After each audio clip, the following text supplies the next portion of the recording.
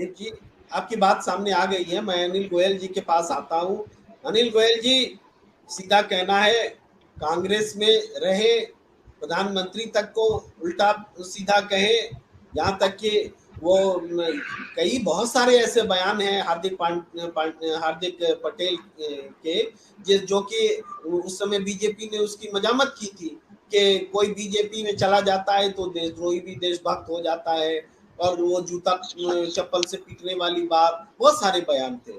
लेकिन ये बात सही है क्या बीजेपी की लॉन्ड्री में अब धुल जाएंगे हार्दिक पटेल? वो सीडी केस भी भुला दिया जाएगा, वो बयान भी भुला दिए जाएंगे, सब कुछ चंगा हो जाएगा?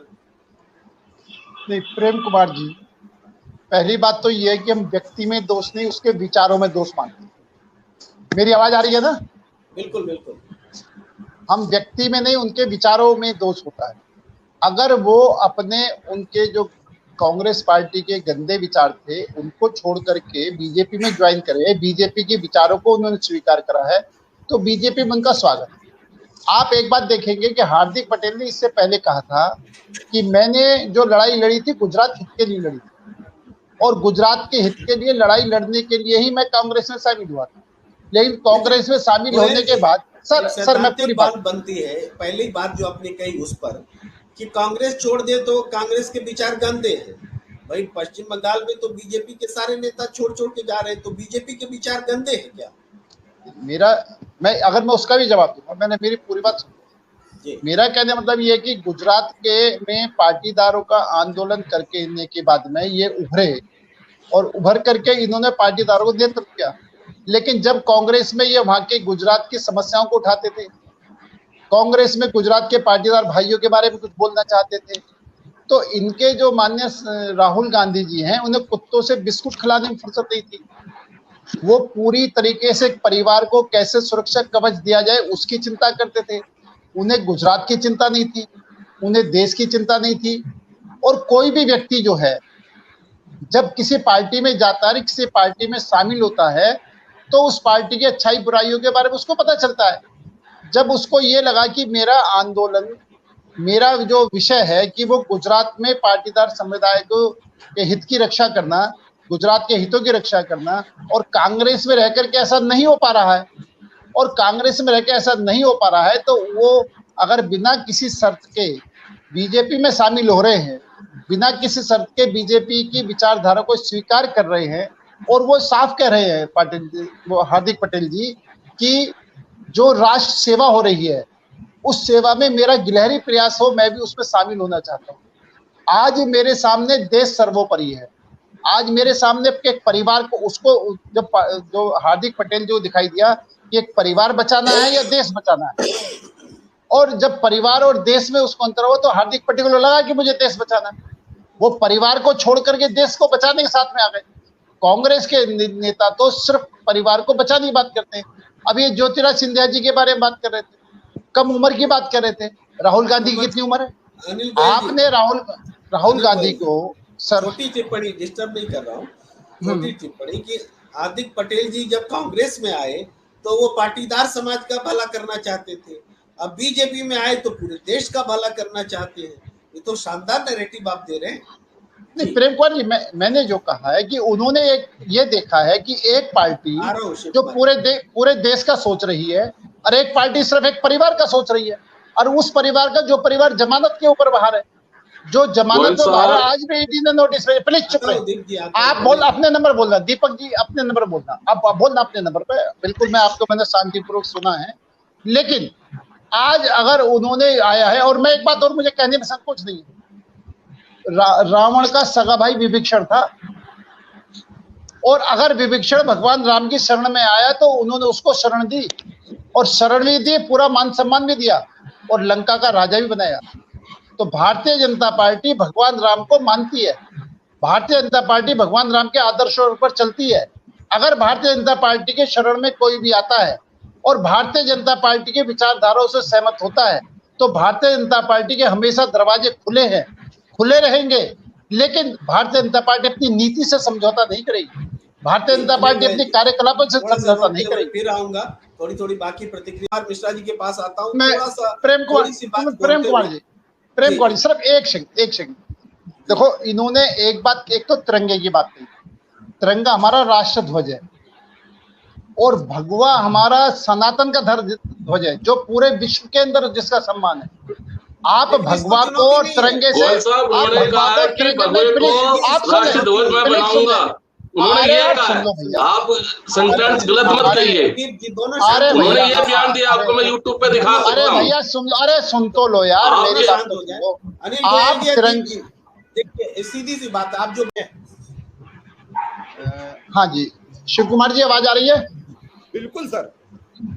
मैं एक बात तो, पहली बात तो मैं दीपचंद जी का जवाब देना चाहूंगा। दीपचंद जी ने ये कहा था कि कांग्रेस ये मानती है कि देश के संसाधनों का जो जगह है वो गरीब आदमियों का है, लेकिन इनके ही प्रधानमंत्री मनमोहन सिंह ने कहा था कि देश के संसाधनों का जो है अधिकतर इस्तेमाल करना है तो मुसलमानों का है। आप सांप्रदायिक बात कर रहे हैं और आप इस बात को तोड़ मरोड़ के पेश कर रहे हैं। या तो आपके प्रधानमंत्री के बयान का खंडन करो, प्रधानमंत्री ने गलत कहा था। गोयल साहब, आप बिल्कुल तत्य के साथ बोल रहे हो, मैं तत्य के साथ बोल रहा हूँ। दीपचंद जी बोल लेना, मौका दूंगा पूरा आपको बोल लेना। एक बात तो मैं एक बात और कर, अभी मेरे AK सिंह साहब बोल रहे थे, तो मैं AK सिंह साहब से कहना चाहता हूँ कि आप तो उसके लिए लाल कारपेट बिछा रखा था कि हार्दिक पटेल जी आप आ जाओ, आप आ जाओ, आप आ जाओ, आप आ जाओ। हार्दिक पटेल को जब आम आदमी पार्टी में कुछ दिखाई नहीं दिया तो वो नहीं गया। और आम आदमी पार्टी का मतलब है, भाई गुजरात की जनता इस बात को समझती है कि आम आदमी को समर्थन करना आतंकवाद को समर्थन करना। और मैं आतंकवाद की बात इसलिए कर रहा हूँ, चाहे पंजाब की बात देख लो, चाहे दिल्ली की बात। दिल्ली के अंदर से इनके आपके निगम पार्षद, आपके विधायक आतंकवाद में शामिल होते हैं। पंजाब स्टेट में जाते ही वहां पर आतंकवाद शुरू होता है। मुफ्तखोरी, आम आदमी को चुनना है मुफ्तखोरी, जिससे कि देश तबाह हो, श्रीलंका वाली स्थिति देश के अंदर हो। भ्रष्टाचार, आज आपके मंत्री चाहे तुम्हारा जैन साहब हो या तुम्हारे इससे पहले चाहे पानी माफी से पैसे लेने वाले हो, उन सबको आज जनता देख रही है कि आम आदमी जो है भ्रष्टाचार में कितनी लिप्त है, आतंकवाद में कितनी लिप्त है, मुफ्तखोरी में कितनी लिप्त है। और सबसे बड़ी विज्ञापन पार्टी, कितने बड़े विज्ञापनों के आधार पर, झूठ के आधार पर, जो सुरेंद्र दुबे जी कह रहे थे ना, गिरगिट, सही मायनों में केजरीवाल जी को देख करके गिरगिट शर्माता है और गिरगिट कहता है कि यार केजरीवाल से ज्यादा रंग बदलने वाला नहीं हुआ। और एक बात मैं जरूर कहना चाहता हूँ प्रेम कुमार जी के इसी चैनल पर, इसी चैनल पर इससे पहले शिक्षा के मॉडल पर डिबेट हुई थी। मैं उस पूरी डिबेट के अंदर श्रोता के रूप में मैंने उस डिबेट को सुना था और उसमें प्रेम कुमार जी ने कहा था कि दिल्ली के शिक्षा मॉडल की जो बात कहते हो, दिल्ली के शिक्षा मॉडल को पूरा विश्व का श्रेष्ठ बताते हो, वो हिंदुस्तान के भी 5 राज्यों से भी नीचे, मैंने बहुत गिरे हुए हालत में है। जो सर्वे रिपोर्ट आई है, उस रिपोर्ट ने शिक्षा मॉडल की पोल खोल दी है। और निश्चित तौर पर शिक्षा मॉडल के लिए मैं आज भी चैलेंज AK सिंह इसमें टीवी के माध्यम से और AK सिंह जी के द्वारा भेजना चाहता हूँ। आप शिक्षा मॉडल की बात करते हैं तो 10th और 12th के जो बोर्ड के पेपर हैं, उन बोर्ड के पेपरों को आप प्राइवेट स्कूलों में अपने बच्चों को भेजो, प्राइवेट स्कूलों के बच्चों के सेंटर के सरकारी स्कूलों में लगाओ, आपको पता चलेगा रिजल्ट आएगा। नकल करवा करके और आप शिक्षा मॉडल का ऊंचा बयान करेंगे। आज तो हार्दिक पटेल मुद्दा है। मैंने पूछा था कौन सी वॉशिंग मशीन में डाला, उस पर आपने हमें दुनिया का, हाँ शिव कुमार जी, हाँ वॉशिंग नहीं बताई कौन सी कंपनी की है। नहीं, हाँ मैं बताता हूँ। वॉशिंग मशीन है देश प्रेम, वॉशिंग मशीन है राष्ट्र सेवा, वॉशिंग मशीन है जो हिंदुस्तान के गरीब से गरीब व्यक्तियों तक सरकारी संसाधनों को पहुंचने वाली वॉशिंग मशीन है। और उस वॉशिंग मशीन में जिसको भी इस लाइन पर चलना है, जिसको भी इस लाइन पर चलना है, उन सबका स्वागत जी।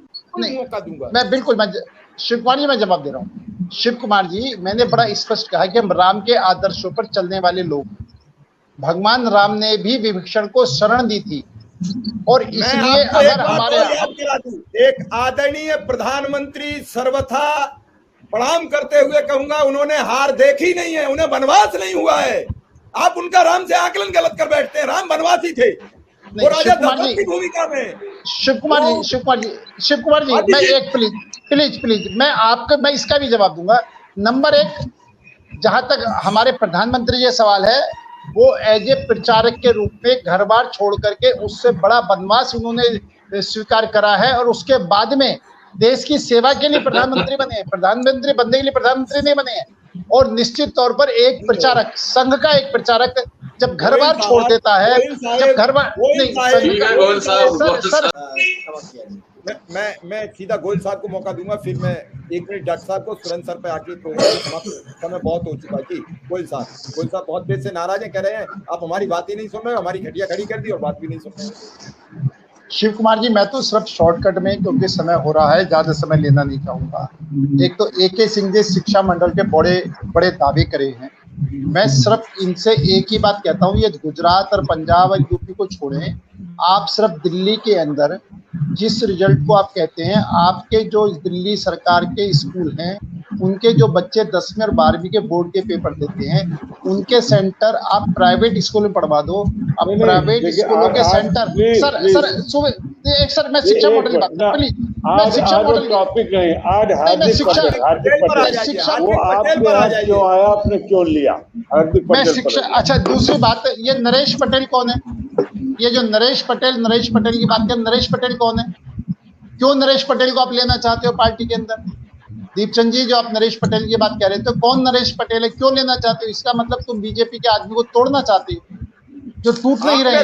डकैती डाल रहे और वो तोड़ने में भी पीछे हट जाए। नहीं, कैसे तोड़ेंगे? नरेश पटेल हमारा है, हमारा रहेगा, कैसे चला जाएगा? ये तो डोरे डाल रहे हैं कि हम नरेश पटेल को तोड़ रहे हैं, इसमें हार्दिक पटेल जा रहा है। श्रीमान जी नहीं खुद जाइए, ले लो ना, ले लो ना, हार्दिक पटेल खो दिया। आप कई विधायक ने चले जाए, संजय पाठक को आप संभालते रहे और संजय पाठक आप ही के लेके उड़ गए, तब तक आपको पता ही नहीं लगा कि आपके विधायक चले गए।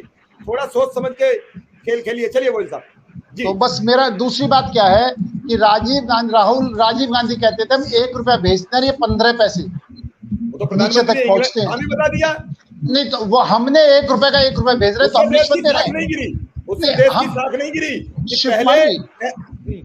शिवकुमार जी देखो, राजीव गांधी जी कहते थे 1 रुपया भेजते 15 पैसे नीचे पहुंचते हैं।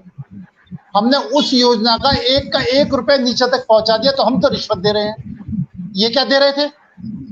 1 रुपया का सरकार से 1 रुपया लेकर 85 पैसे का भ्रष्टाचार कर अपने घर में रख रहे थे, अब 15 पैसे जनता तक पहुंचा रहे थे। कांग्रेस से बीजेपी में जा चुके हैं, आपके पास आ चुकी है। गोयल साहब, आप अगर मैं बताऊं, जितनी भी योजना है वो कांग्रेस पार्टी की है, आपने उसको चेंज नहीं करा है।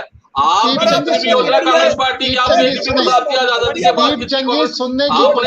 योजना बनाई है, वो सारी कांग्रेस पार्टी के, सिर्फ आपने उसका नाम चेंज करा है। गोयल साहब की उसमें आपने मोहर लगाई है और कुछ नहीं करा है। सच करना होता है, इसलिए सुनने की क्षमता भी रखिए गोयल साहब। आप सुनने की कैपेसिटी करो। चलिए गोयल साहब समय हो रहा है।